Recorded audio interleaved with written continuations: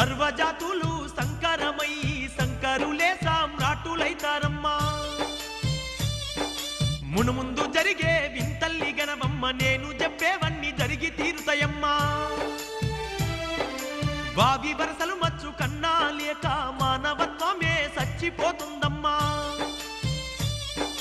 పగలేమో అన్నా చెల్లెళ్ళు అనుకుంటూ రాత్రుళ్ళు రతులల్ల మునిగిపోతారమ్మా అతి తిండి అతి నిద్ర వల్ల ఈ జనులు విపరీత వ్యాధులతో బాధపడతారమ్మా స్థిర నివాసము అన్నది లేక ప్రజలు రోజు సంచరిస్తుంటారమ్మా ఓ తల్లి అచ్చమ్మ నా తల్లి అచ్చమ్మ కాల జ్ఞానాన్ని చెబుతున్నా వినవమ్మా ఆకాశంలా 3 సుక్కలు పుట్టి